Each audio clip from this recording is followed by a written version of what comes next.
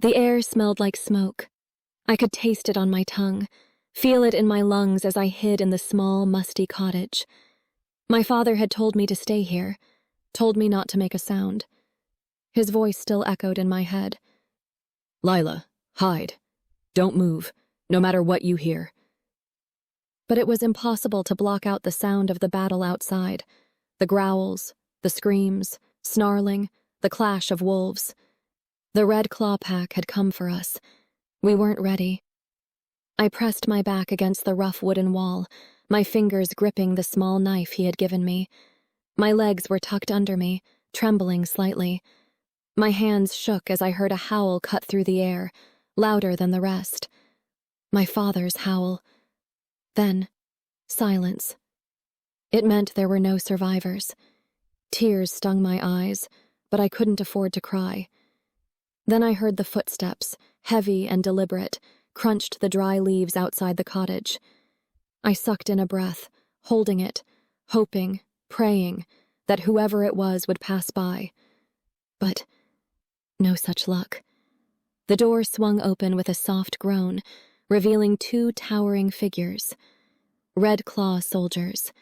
Their eyes gleamed in the low light, and I knew resistance was futile. I stood slowly, my body stiff from the hours of sitting. They moved toward me, rough hands gripping my arms and pulling me out into the cold night air. I was brought to their alpha, Marcos. He was standing at the edge of the battlefield, his back turned to the destruction behind him. His clothes, black, fitted, but worn from the fight. While his pack growled and moved around him with aggression, he stood still, composed. Alpha, one of the wolves holding me said. This is her. Marcos turned slowly, his piercing, light blue eyes locking onto mine. His appearance was imposing, with broad shoulders, a chiseled jawline. His brown hair was thick, pulled back into a loose bun, and his expression was cold. He didn't say anything for a long time, just studied me like I was some kind of puzzle he needed to solve. Finally, he stepped forward, closer than I wanted him to be. What's your name? He asked, his voice low and rough. I swallowed, trying to find my voice. Lila, I whispered. Lila, he repeated, his eyes flickering with something I couldn't read. You're the last one. I flinched, the truth of his words hitting me like a punch to the gut. The last one. My pack. My family. All gone. I should have felt angry, but all I felt was hollow, like the world had gone silent around me. Marcos motioned to his men. Take her. I was dragged through their territory expecting the worst. But then something strange happened. When we arrived at their territory, instead of being thrown into a cage or some dark dungeon like I expected, Marcos removed the cuffs from my wrists. His touch figure were coarse and rough. My hands instinctively rubbed the red marks they left behind, the skin raw from being bound for so long. Follow me, he said. He led me through the fortress, the wolves who eyed me with suspicion. I kept my head down, trying to ignore the way they whispered and glared. Eventually, we reached a large royal room. Marcos pushed open the door and gestured for me to go inside. The room was warm and luxurious, nothing like the prison cell I had imagined. Thick furs covered the floor, and a roaring fire blazed in the stone hearth. The bed was massive, covered in soft blankets.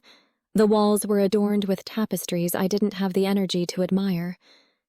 Why? I asked, turning to him, confused. Why are you giving me this? Marcos stood in the doorway, his expression unreadable. You're a healer and a hunter. We need you. It was like he was explaining the weather or something equally unimportant.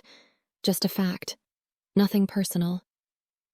You'll stay here, he continued. You're under my protection now. I should have felt relieved, but all I felt was trapped. This wasn't freedom. This was a cage, just a prettier one.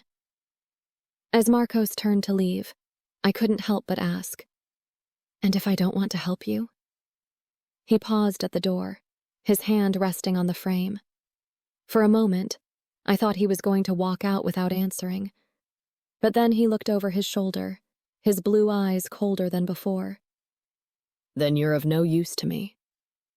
Before I could respond, he straightened and turned toward the door, saying, "Get some rest.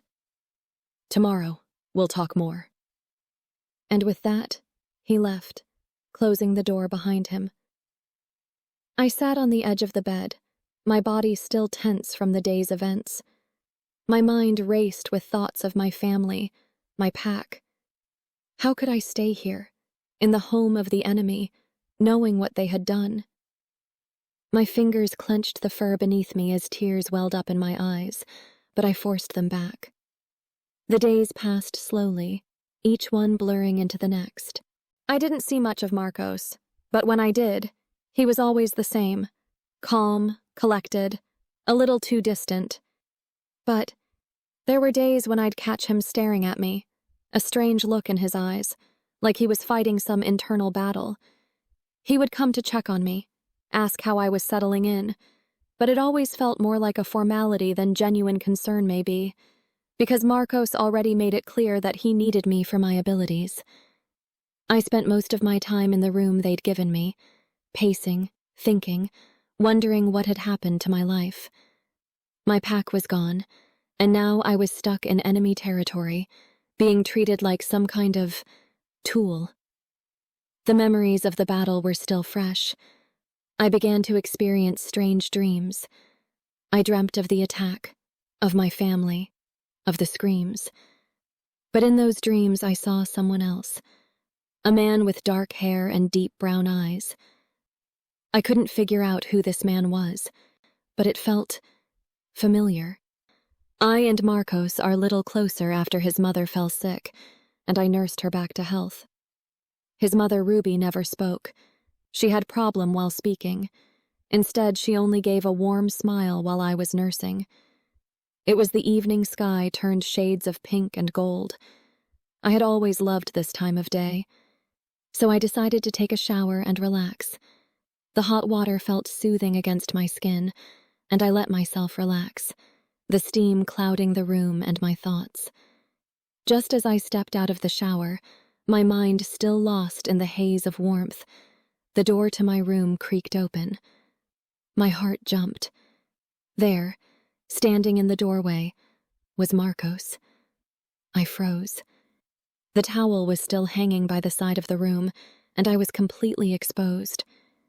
His eyes swept over me, lingering for a moment too long, as if tracing every curve with his gaze. My breath hitched in my throat.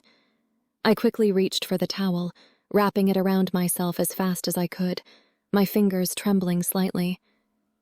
"You should knock before you come in," I managed to say, trying to sound firm. "Don't you know a woman is staying here?"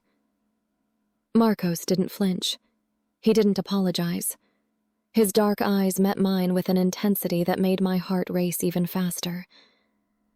"It's my fortress," he said simply, his voice deep and calm, as if my words had little effect on him.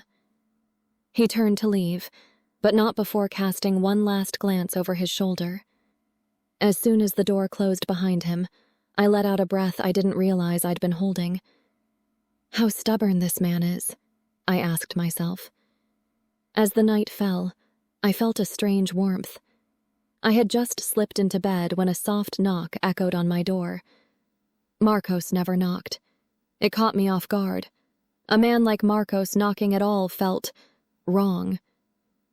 "Come in," I called, my voice softer than usual. The door creaked open, and there he stood. His familiar figure, tall and broad-shouldered, filled the doorway. "Marcos," I asked, sitting up, pulling the blanket closer to me. The dim candlelight flickered between us, casting dancing shadows on his face. He nodded slowly, without meeting my gaze, then shut the door behind him. "Good. You are learning some manners," I said. Yeah. he said in soft tone. The way he moved, so quietly, like he was afraid to disturb the moment, made my pulse quicken.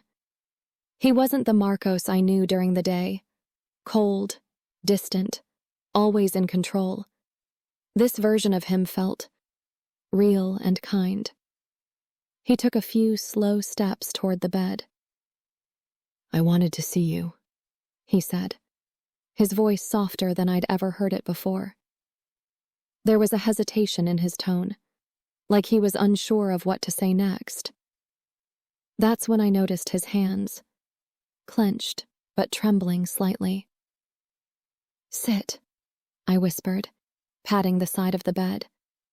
My heart was racing, but I wasn't sure why. The silence between us stretched, but it didn't feel uncomfortable. He sat beside me, the bed dipping under his weight, and for a moment, neither of us said anything. I could hear his breathing, steady, but deeper than usual.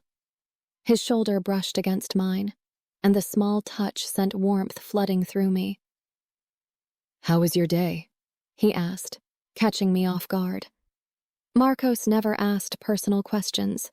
He was always so focused, so distant. This felt different. It was good, I replied, trying to hide my surprise. I spent most of it gathering herbs from the nearby village. My voice was casual, but inside I was wondering why he suddenly cared. Get some rest, Marcos said, his voice calm. We'll talk tomorrow. I woke up with the soft light of the morning peeking through the curtains. My mind drifted back to the previous night.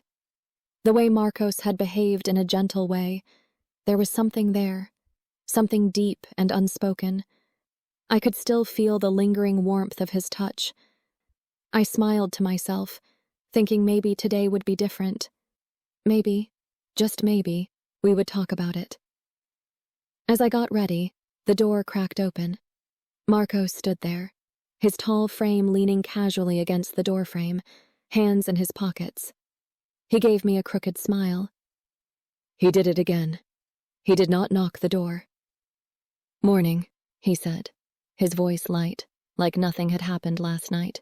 Morning, I replied, trying to hide my confusion. I studied his face, waiting for him to bring up our conversation from the night before. But nothing. He acted like it hadn't happened at all. I am going for a hunt. Would you like to join? He asked. Actually, I have to go to the village for a treatment, I said, apologizing. All right. See you around, he said, turning to leave. And just like that, he was gone, leaving me standing in the doorway, confused and a little hurt. What was going on? The rest of the day felt like it dragged on. Something was wrong, but I couldn't figure out what. By the time the sun had dipped below the horizon, I was restless, my thoughts tangled with confusion and maybe a little frustration. That night, I sat by the small vanity, brushing my hair. The cool night air brushed against my skin, and I tried to shake off the tension from the day. I wasn't sure what to make of Marcos anymore. One minute he's tender and present. The next he's acting like a stranger. A soft knock on the door broke my thoughts. My heart skipped. It was him. I knew it before I even answered. I opened the door to see him standing there, his eyes never meeting mine. There was something different about his posture, something more vulnerable. Hey, he said softly, stepping inside without waiting for an invitation. His eyes landed on the comb in my hand. Brushing your hair? He asked, a slight smile tugging at the corner of his lips. I nodded, a bit thrown off by his sudden presence. I was thinking... He hesitated for a moment, his gaze flickering to the floor before meeting mine again. Can I braid it for you? I blinked, surprised. You want to braid my hair? Yeah, he said, a bit more confident now. I can make beautiful braids. I learned it from my mother. His voice softened at the mention of her. I remembered the days I spent treating Marcos's mother, her hair always tied in those intricate, flawless braids. I hesitated for just a second, but something about the way he asked made me nod. Okay. I sat back down at the vanity, and he stood behind me. I could feel the warmth of his body close to mine, the way his breath seemed to brush against the back of my neck. My heart was beating faster than I wanted to admit, and I didn't know why. I watched him in the mirror as he carefully took the brush from my hands. His fingers gently combed through my hair, and for a moment, I lost myself in the soft, soothing strokes. The tension in my shoulders melted away. His touch was different, softer than before. I frowned a little, remembering the last time he touched me, when he'd opened my cuffs. His hands had been rough, calloused. Now they felt gentle. "You've got such soft hands," I murmured, my eyes meeting his in the mirror. He paused for a second. "Do I?" I nodded slowly. "Yeah. Last time. They were different." Marcos didn't respond right away, his fingers continuing to work through my hair, pulling strands into place for the braid, and then gave me a small smile. Something about the way he smiled, it made me feel like there was more behind his words, but I couldn't put my finger on it. He started weaving the braid, his touch so light that it sent shivers down my spine. As his hands moved, he carefully pulled out a few strands from the sides, letting them fall softly around my face. It was intimate, the kind of moment that made the rest of the world feel like it had disappeared. It was just him and me, under the soft glow of the moonlight. "There," he whispered, finishing the braid and resting his hands on my shoulders. "Beautiful." I felt my cheeks flush, not just from the compliment, but from the closeness of him, the way his hands lingered on my skin, sending a warmth through me that I couldn't ignore.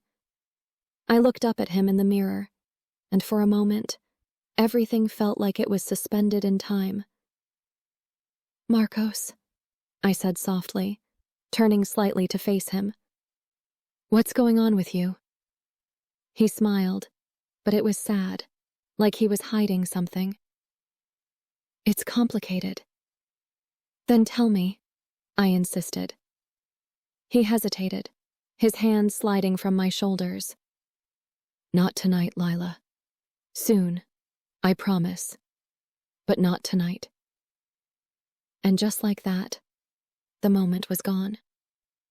He stepped back, leaving me feeling both closer to him and more confused than ever. But there was something else, something that stirred in me, a sense that whatever was between us, whatever he was hiding, it was bigger than I could have imagined. As he left the room, I was left staring at my reflection, the braid he'd made hanging softly over my shoulder. There was a mix of emotions swirling inside me, longing, confusion, and that strange, undeniable pull toward him. I could feel the days passing by like leaves falling from a tree. Each night, Marcos came to visit me. It felt different. During the day, Marcos was always calm and composed, almost thoughtful. He watched over the kingdom with quiet authority, his sharp gaze often finding mine as I worked. Each time our eyes met, his smile felt warm, genuine, like he saw more than just the task at hand. But when night fell, something shifted. He wasn't the same man. He was like a mysterious lover.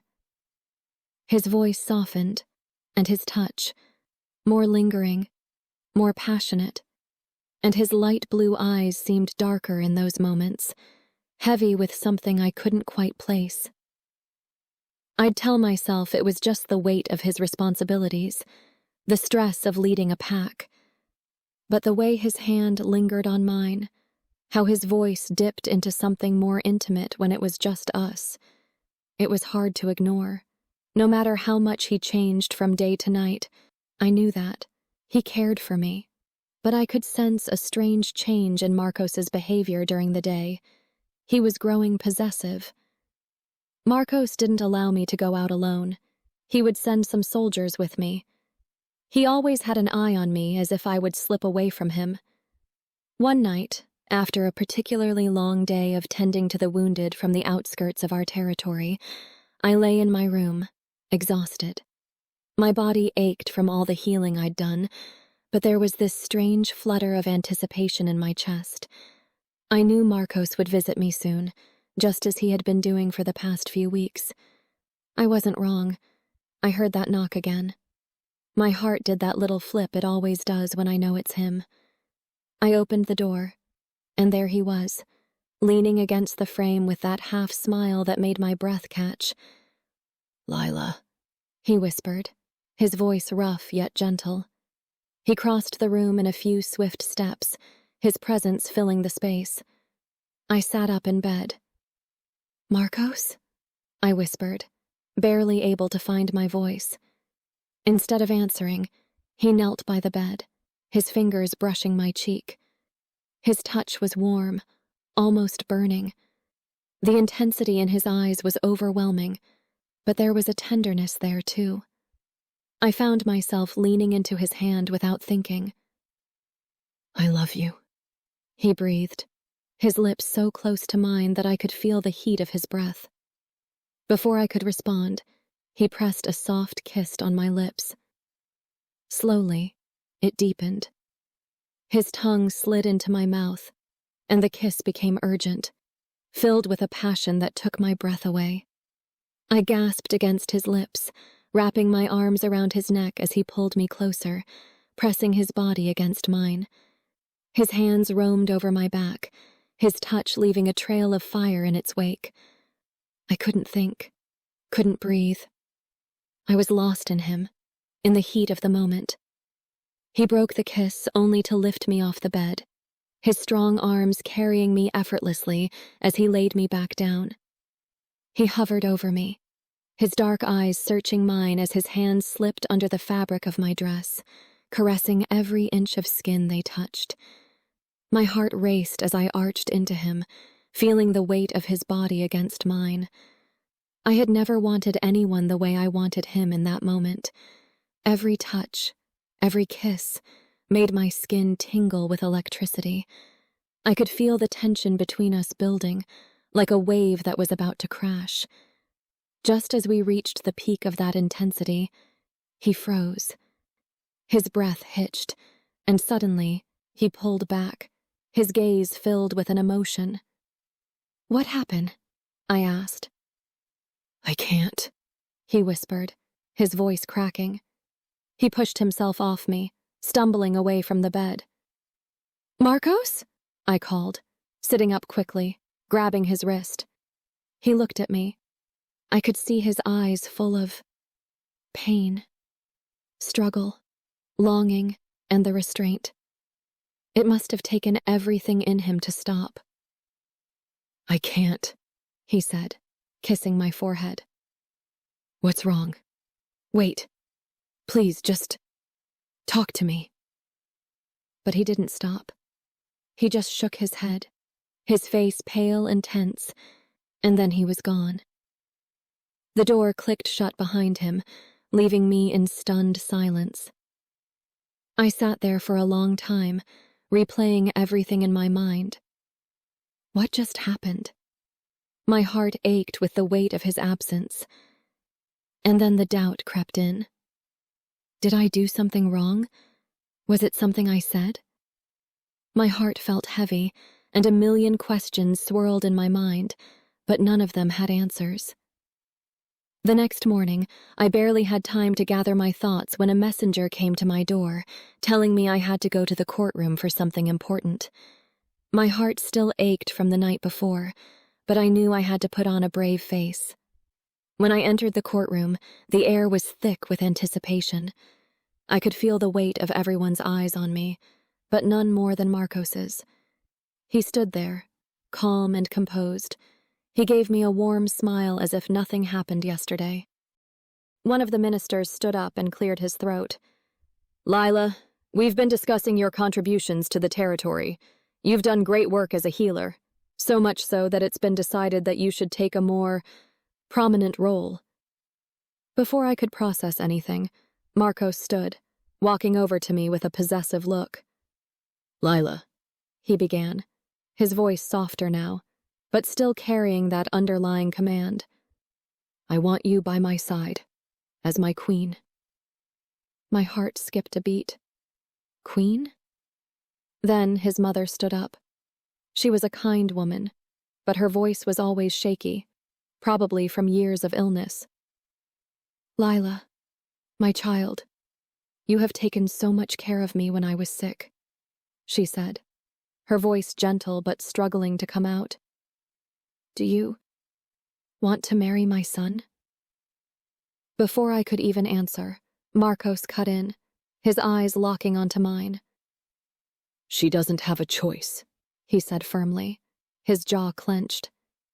She has to marry me. The room fell silent again, and I felt the pressure of everyone's expectations weighing on me. Marcos smiled, but it wasn't the soft, reassuring smile I knew from before. This was something else. I looked at him, feeling torn. I took a deep breath, thinking about his changed behavior during night and day. But I loved him. That much I knew. The room erupted in applause. Marcos came to me, taking my hand in his smile never faltering. But as I looked into his eyes, I couldn't help but wonder why he left me alone in the night. And why did it feel like I was marrying a stranger? It was a restless night. I waited for Marcos. Every tick of the clock seemed louder, reminding me of his absence. I stared at the open window. I had grown used to Marcos visiting me after the sun had set, his presence soft yet overwhelming, filling the room with a warmth I couldn't quite explain. But tonight, he didn't come. I stared at the ceiling, trying to figure out what was going on. Why did he act like a different man during the day? At night, he was gentle, tender even, but by day, he grew more possessive. It felt like two different people lived inside him, but I kept pushing the thought away. Morning came too quickly. The warmth of the sun barely cut through the coldness that settled inside me. I decided to take a long shower, hoping it would clear my head. As the hot water poured down, I leaned my head against the cool tiles, letting out a deep breath. I closed my eyes, letting the steam fill the room, trying to forget about my worries, if only for a moment. I suddenly felt a rough, coarse hand slide over my wet skin. My body tensed immediately. "Marcos!" I gasped, startled. I turned my head slightly, and there he was, standing behind me, his eyes dark with intent. His grip was harsh, nothing like the night before. This wasn't the Marcos who whispered sweet things in my ear, the one who kissed me as if he had all the time in the world. No, this was someone who took what he wanted, without asking. He didn't say a word, just let his hands roam my body with a possessiveness. His touch was demanding today, almost primal. I could barely process what was happening before he pulled me out of the shower, pushing me onto the bed, the water still dripping from my body. His lips crashed into mine, but there was no romance here, no softness, just hunger. He kissed me like he owned me, like I was his to take and claim. His hands explored me roughly, and though I tried to push him away, his strength was overwhelming. I could feel the tension in his body, the urgency in his movements, as if he had to prove something to me, to himself. His lips traveled down my neck. "Marcos, what are you doing?" I whispered. He didn't answer, just continued to move over me, his body dominating mine. I felt his breath hot against my skin, his lips trailing down my chest. His touch, firm and unyielding, sent shockwaves through me, but I knew this wasn't the same man I had fallen for in the quiet of the night. No, this was someone different. His hands, why were they so rough today? That night they were soft, almost loving, but I let him. I had no choice. You belong to Marcos now. Remember that, he said, kissing on my forehead. He rolled off me, breathing heavily, looking at me as if I belonged to him now, completely and entirely. We're going shopping today, he said, his voice low and commanding. For the engagement ritual. You'll be my queen, Lila. It's decided. And just like that, he left. I didn't know what to think anymore, mind spinning with questions. Was this really the man I was supposed to marry? The fortress was alive with activity as everyone prepared for the engagement ceremony. The halls were decorated with flowers, and the air buzzed with excitement. Everyone seemed happy, except me. I stood in front of the mirror as the women around me fussed over my hair and makeup, making sure I looked perfect for the event. My dress was beautiful, soft and flowing, a pale blue that contrasted against my dark hair. I looked like a bride-to-be, but inside, I felt like a storm was brewing. I smiled politely, pretending to be excited, but my mind was elsewhere.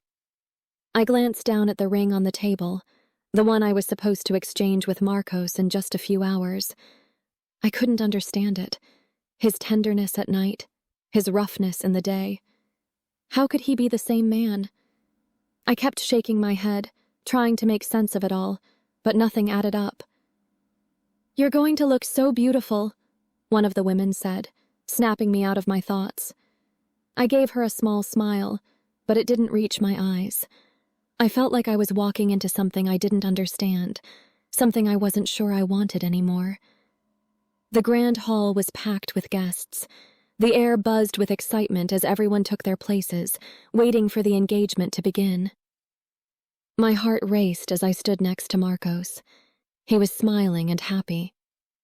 I could feel his gaze on me, possessive and intense, but my mind was too clouded to focus on him. My thoughts were still stuck on the way he had touched me this morning, how rough and demanding he had been. As we moved forward to exchange the rings, my hands trembled. The moment felt surreal, like I was floating outside of my body, watching it all unfold from a distance. Marcos took my hand, slipping the ring onto my finger. His grip was firm, too tight, as if he was making sure I couldn't pull away. And then, just as I was about to place the ring on his finger, a voice echoed through the hall, loud and clear. "This engagement can't happen." The entire room fell silent. Gasps rippled through the crowd, and all eyes turned to the entrance. Marcos stiffened beside me, his grip on my hand tightening as if he was trying to keep me from slipping away. My heart stopped as I looked toward the source of the voice. A familiar face appeared in the doorway. The man looked just like Marcos. Same dark hair, same confident stance. The only difference was his dark brown eyes, just like the man I had dreamed of earlier. My heart raced as I glanced at Marcos, who seemed frozen with anger. I could feel a mixture of shock and confusion wash over me. My emotions were a mess. Part of me wanted to run to the man standing in front of me, to ask him why he had shown up. The other part felt a surge of loyalty toward Marcos. "What are you doing here, Julio?" Marcos's voice cut through the air like a knife. He stepped forward, his body tense, his jaw clenched.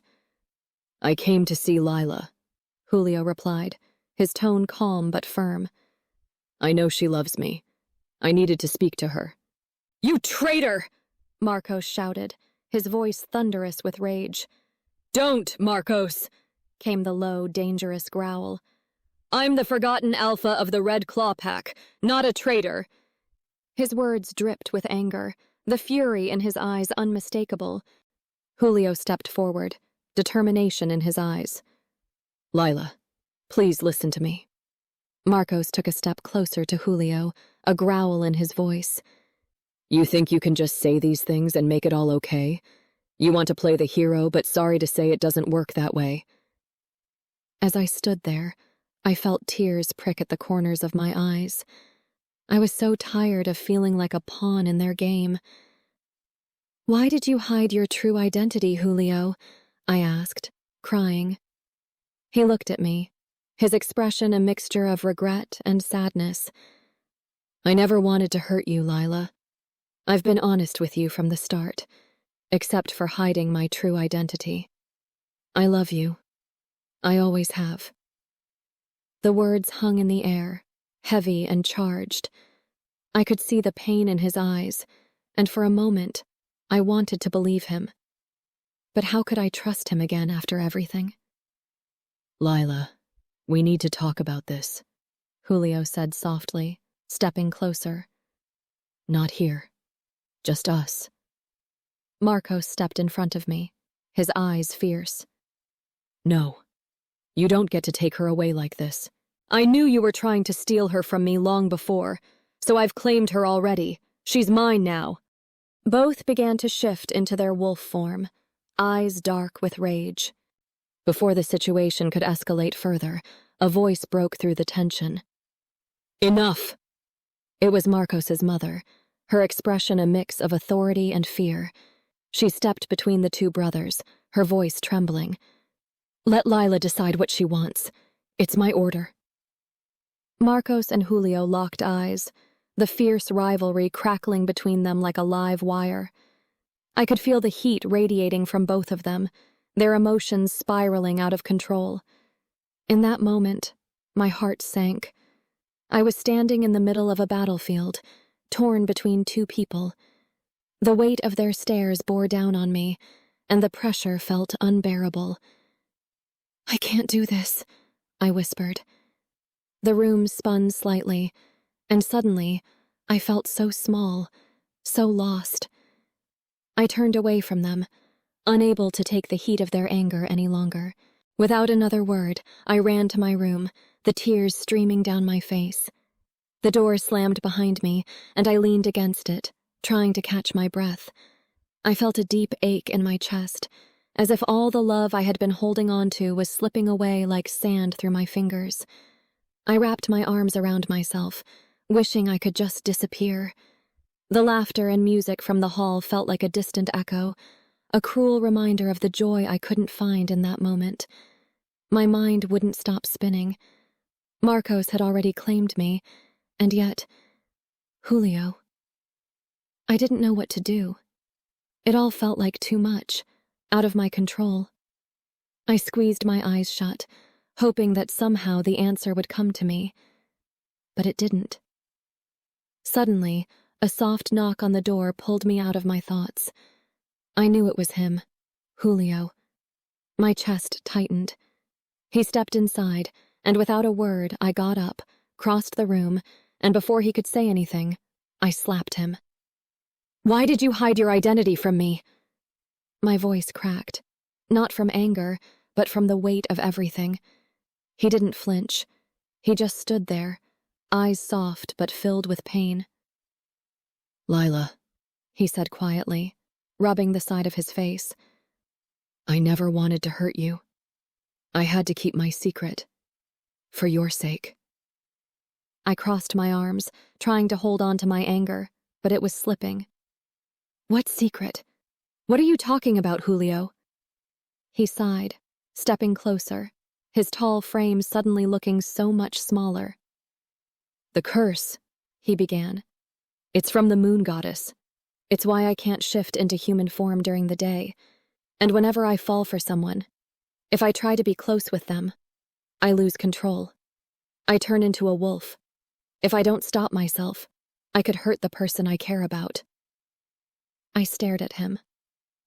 That's why you didn't." My voice trailed off as the pieces started clicking together. That night, the tenderness, the way he stopped just when things were getting intense. I thought it was hesitation, but it wasn't that at all.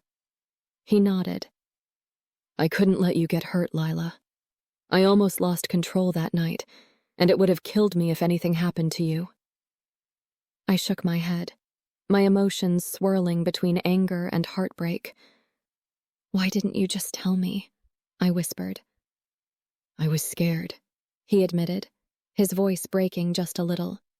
Scared you'd look at me differently, like a monster. I didn't know what to say. All this time, I had no idea what he was carrying inside. Julio. Before I could finish, he stepped forward, pulling me into his chest, his arms wrapping around me so tightly that for a second, I forgot to breathe. It's okay, he whispered into my hair. I love you, Lila. That's all that matters. I could feel his heartbeat through his chest, strong and steady, and for a moment, I let myself lean into him, feeling safe, but my heart ached with guilt. Julio, I mumbled against him. Marcos already.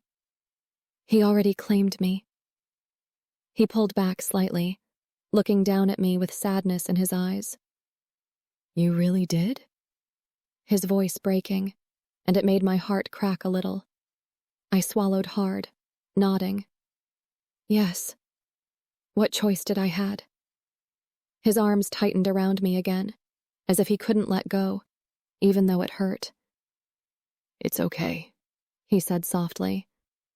I'll always love you, Lila, no matter what. His words made me feel like I was breaking in two. I pulled away just enough to look up at him. But why, Julio? Why did you suddenly step into my life like this? He let out a small laugh, one that sounded more sad than anything else. It wasn't sudden, Lila. I furrowed my brow. What do you mean? He smiled gently, brushing a stray lock of hair behind my ear. I've known you since we were kids. I blinked. What? You don't remember, do you? He asked softly, his voice almost nostalgic. I shook my head, confused. Julio, what are you talking about? When you were 5, he began. You were playing near the riverbank, and your foot slipped. You fell into the water. Suddenly, a memory flickered in my mind, distant but vivid. The cold water, my arms flailing, the panic. I had been so young. Wait, you were there? He nodded. I jumped in after you, pulled you out of the water, and carried you to the healer's cottage. My mouth dropped open as the memory came flooding back. I remember waking up in the healer's cottage.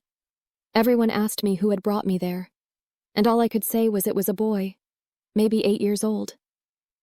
Julio's lips curved into a small smile. That boy was me. I stared at him, stunned. Why didn't you stay?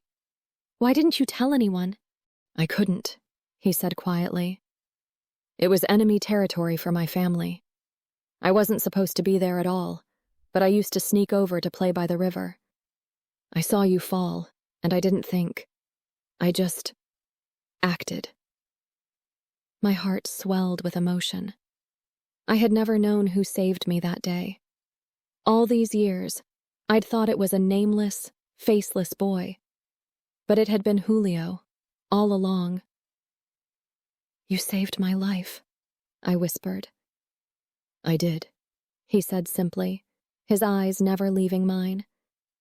And ever since that day, I've kept an eye on you, from a distance. I felt tears sting my eyes as the weight of it hit me. He'd been there, all along, watching over me, even when I didn't know it. Julio gently wiped a tear from my cheek with his thumb.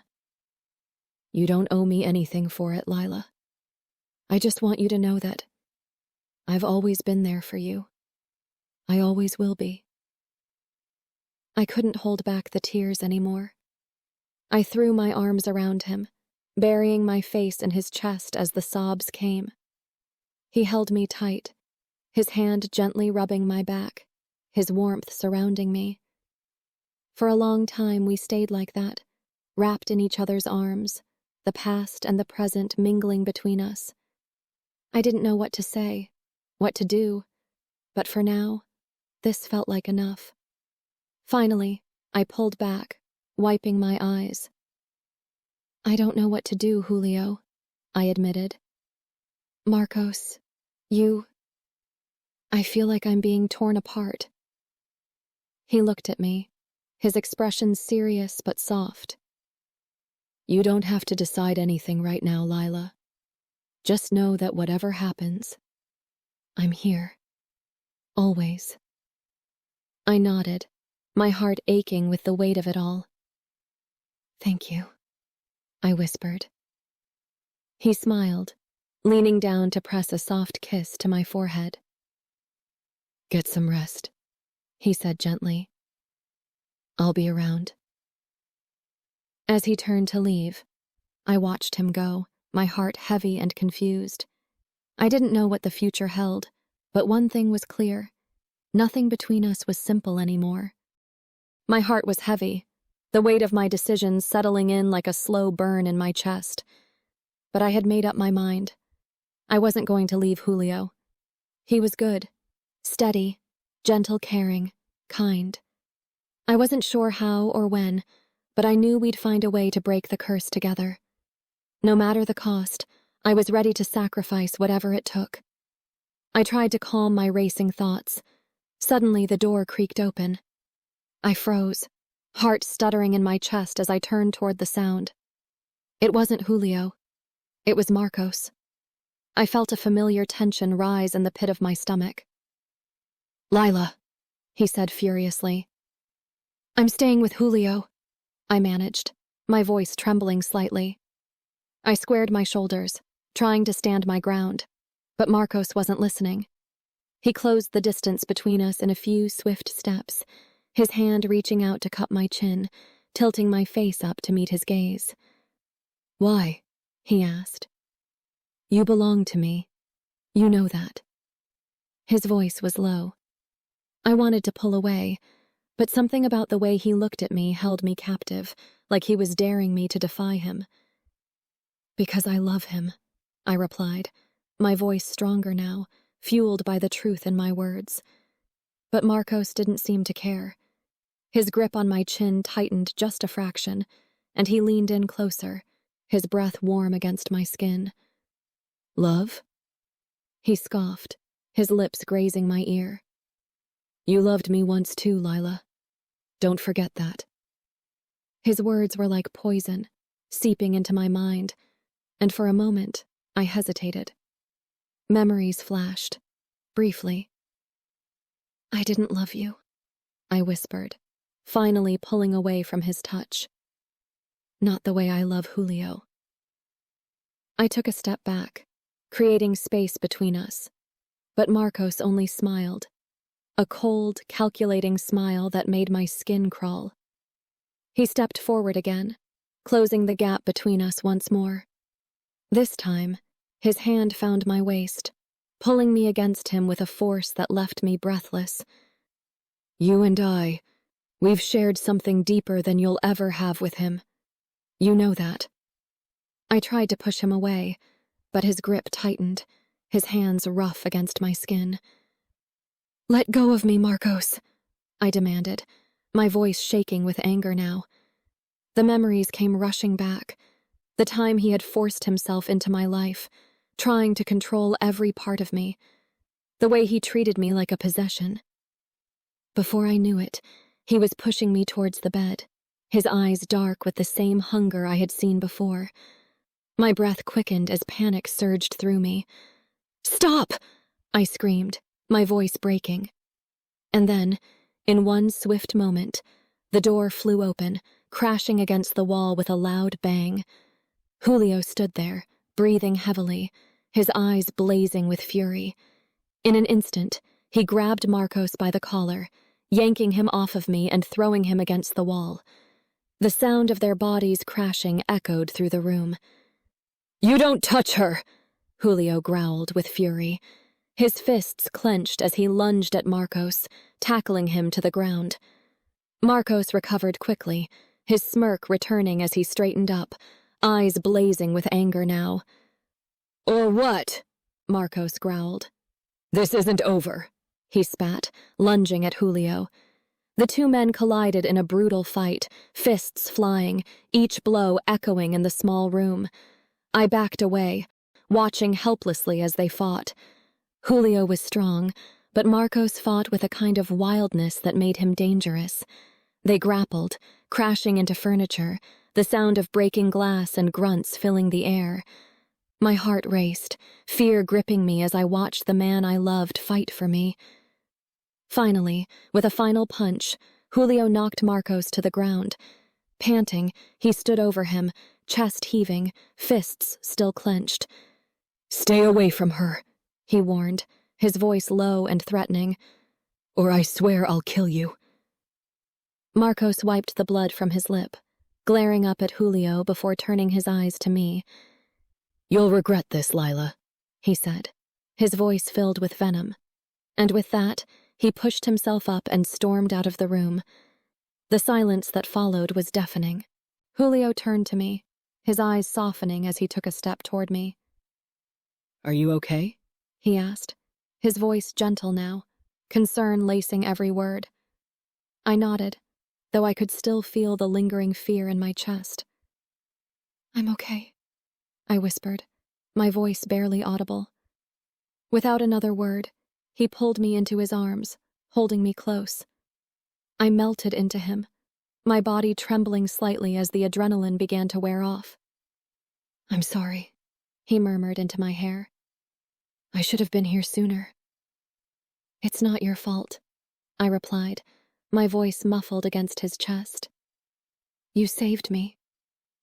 He pulled back slightly, just enough to look down at me, his hand gently brushing a strand of hair away from my face. "I'll always save you," he whispered, his lips brushing mine in a soft, lingering kiss. Julio and I sat by the fire, a heavy book spread out between us. It was old, the pages yellowed and the text almost faded, but it held the answers we were looking for.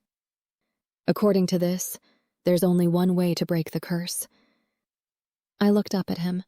"What is it?" He hesitated, his hand resting on the page. "A sacrifice. Blood and flesh.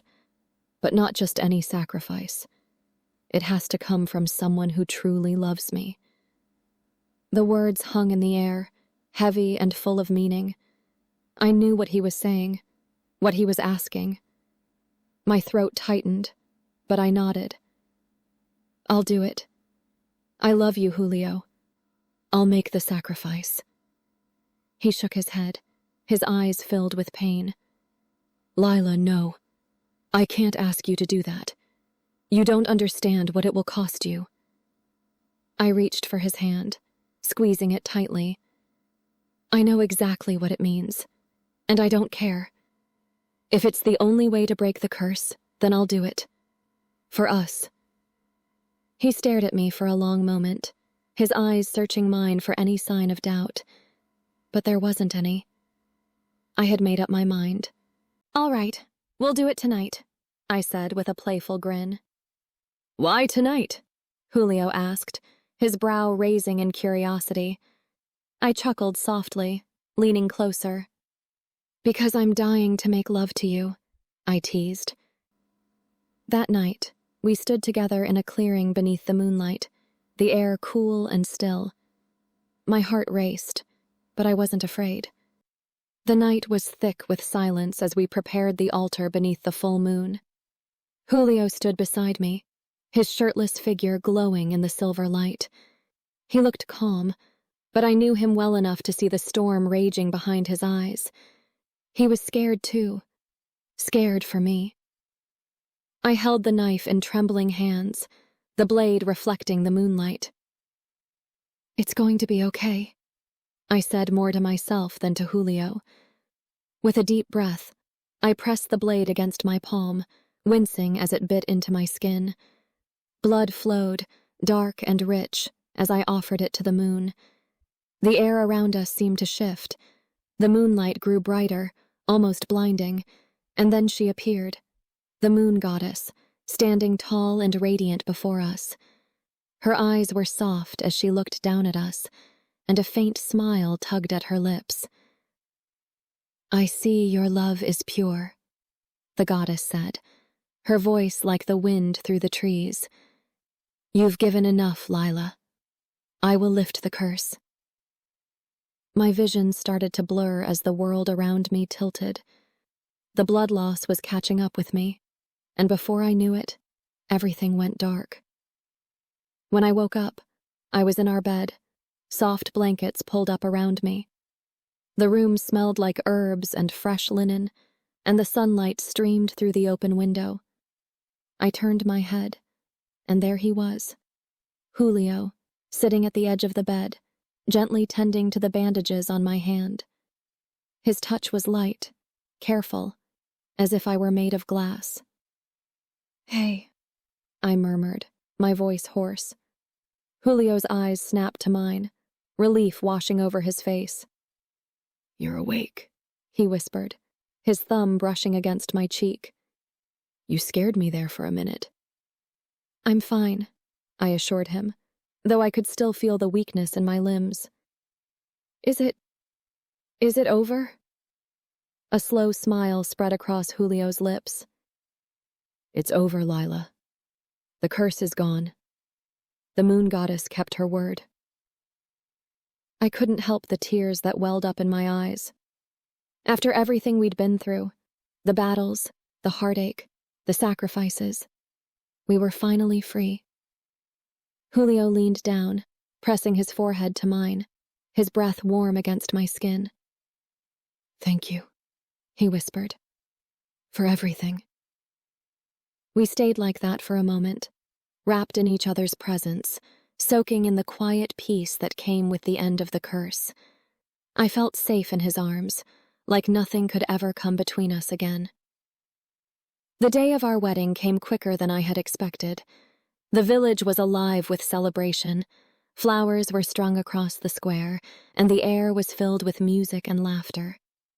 I stood in front of the mirror in a simple white dress, my hair falling in loose curls over my shoulders.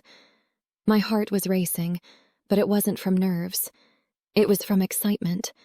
I was about to marry the man I had fought so hard to save, the man who had become my everything. Julio waited for me at the altar, his suit crisp and perfect, though his wild hair was still as untamed as ever. He flashed me a grin as I walked toward him. The whole world seemed to disappear as I stood beside him, the only sound my heartbeat pounding in my ears. As the ceremony went on, I couldn't stop smiling. Julio's hand never left mine, and when the time came to exchange vows, his voice shook slightly with emotion. "I never thought I'd be here," he said softly, his eyes locked on mine. "But you showed me what it means to be loved, to be seen. I'm the luckiest man alive to have you by my side, Lila." My own vows came out choked with tears, but they were full of everything I felt for him: love, hope, and the promise of a life together. When we kissed, the whole village erupted in cheers, but it felt like it was just us, lost in our own little world. Later that night, after all the celebrations had died down, Julio and I found ourselves alone in our small house. The fire crackled in the hearth, and the air was warm and quiet. I could feel the weight of the day slipping away as Julio wrapped his arms around me, pulling me close. "You're my wife now," he whispered against my ear, his voice low and teasing. I smiled, my fingers tracing the lines of his jaw. "Guess you're stuck with me?" His lips brushed against mine, soft at first, but then there was something deeper, something more. The kiss grew more heated, his hands running down my back, pulling me closer. My breath hitched as his lips found my neck, and I could feel the warmth of his skin against mine.